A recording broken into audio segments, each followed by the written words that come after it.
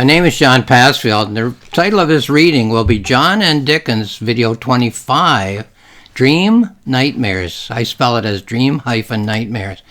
Here is my novella, John and Dickens, A Christmas Mystery. John in Dickens' writing room, facing Dickens, surrounded by his pre-Christmas Carol characters.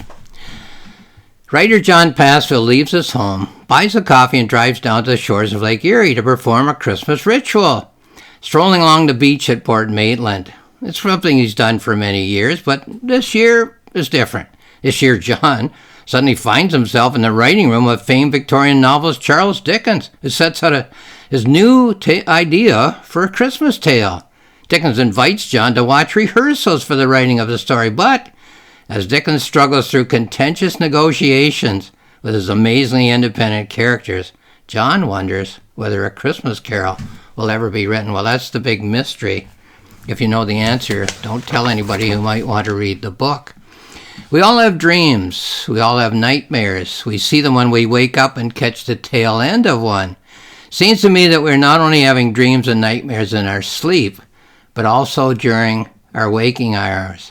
A definition of a dream or a nightmare, you don't know what it is until you interpret it, might be good news, might be bad, is a set of characters in settings living through an event.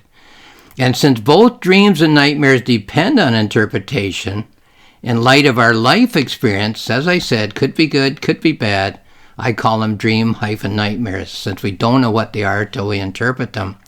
There are 8 dream nightmares in the novella in the mind of the main character, John, and I will read all 8 of them. So they're very short. Each one is very short, but I'll read them all. So let's go to page 17.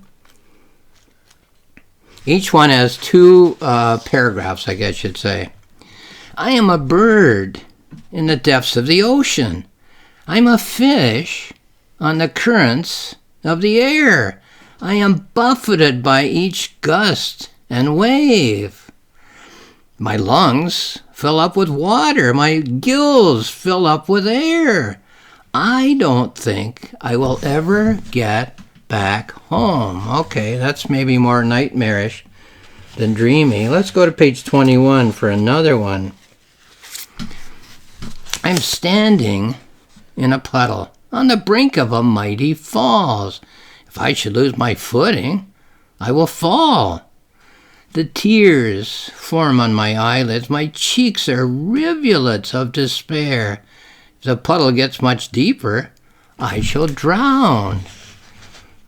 37 is the next one. Page 37. I'm tired, but I cannot sleep. I'm hungry, but I cannot eat. I am thirsty, but I cannot drink. What was life like when I had no troubles? What was life like when I had no cares? What was life like when I used to be someone else? Okay, then from 37 we go to page 41. Born without a father, born without a mother, born without a child who would be me. Giving birth to a father, giving birth to a mother, giving birth to a child who should be me. 59. I have fallen overboard. I can't breathe. I am plunging down to the ocean floor. I can breathe. I can breathe. Fortunately, the earth is a sphere. I am bobbing on the surface of the other side. And then 63. Here we are. I am crawling on the floor of a jungle. Tedious minute by tedious minute by tedious minute. I dislodge each tedious minute with my nose. I am crawling on the floor of a jungle. My rescue ship is waiting in the harbor. I can smell the salt of the seashore with my nose. Then we go to page 79.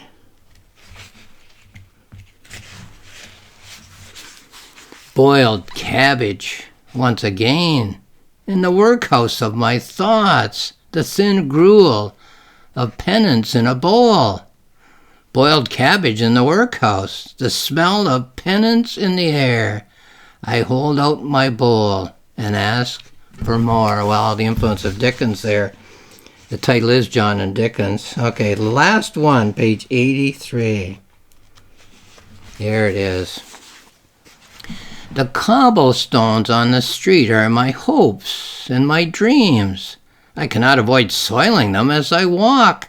I need to walk the streets to get to my home. I am stuck on this corner of the street. I wait as the street sweeper toils. He is attempting to sweep the mire from the cobblestones. Well, okay, that's it. I'm not going to interpret. I'm the author. Authors should never interpret their own imagery. Here's a general comment about literature. What is the almost flaw in Oedipus the King by Sophocles? So here's my teaching copy. There's an elastic holding the loose pages together. You can see my name on there so I wouldn't get it mixed up with other copies in the room, because I would underline important passages and put stars and marks beside them so I could rifle through the book. There's 3 plays in here, of course, Oedipus the King by Sophocles being one of them. So I could rifle through the book during discussions and point out personal passages to toss into the discussions. But anyway, that's one of the copies I worked from over the years when I was a teacher, and that was a classroom book. So let's start again. What is the almost flaw in Oedipus the King by Sophocles? What is the blunder that a lesser writer might have made? What is the pertinent detail that so many critics overlook when they tell us the meaning of the play? Well, if you know the play, then you'll remember that the big question of the play is as to whether Oedipus has killed his father and married his mother. At a certain point in the play, there are 2 sets of facts to be examined in more detail. So all the characters say, oh, let's dig deeper into this question, right? So the first one I'll label number 1, and I'll call it 1A and 1B, 2 aspects of one topic. Oedipus says, this is 1A, Oedipus says that he met an older man on the road who was accompanied by an entourage and, excuse me, during an altercation he killed them all. I'm going to repeat that, killed them all. Okay, and 1B, a witness is then sent for. Okay?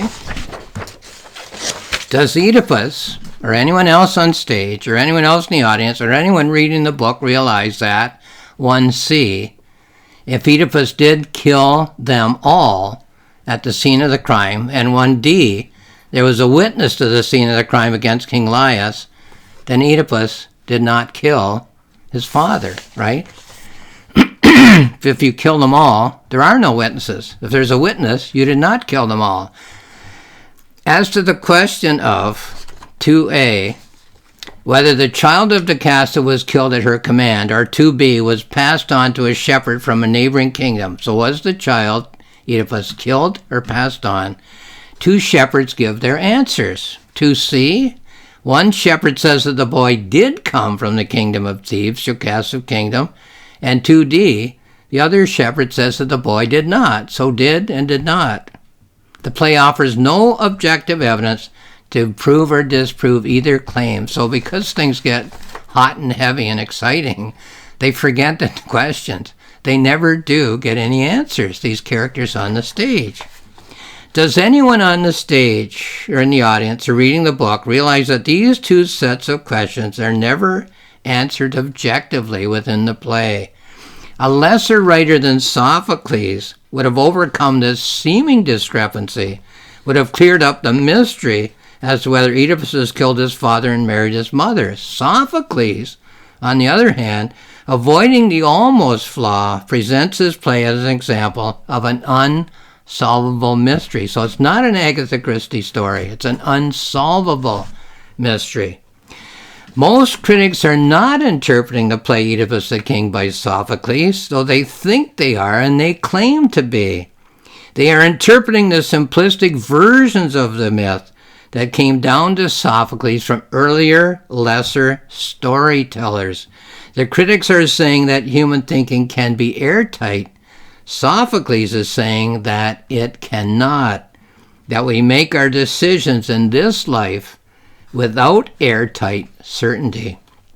Sophocles was not a simplistic storyteller. He was a writer who wished to capture the complexity of the world in which we live. To reduce the details of his play to certainties is to do a disservice to that play, to do a disservice to a serious literature, to deny the complexities of the world in which we are living, and to fail to appreciate the glory and the tragedy of the human response to that complexity. So, this is my novella, John and Dickens, A Christmas Mystery, a novella by John Pasfield. It's available on Amazon if you want more information. At my publisher's website, roxmillspress.com, there's more information still.